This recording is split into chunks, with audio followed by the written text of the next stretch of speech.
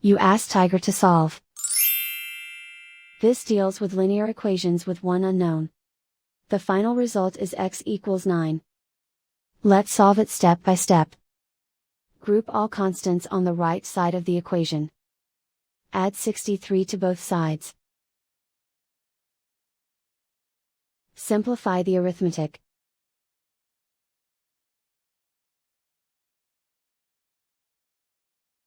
Isolate the x. Divide both sides by 7. Simplify the fraction. Find the greatest common factor of the numerator and denominator. Factor out and cancel the greatest common factor. And so the final result is x equals 9.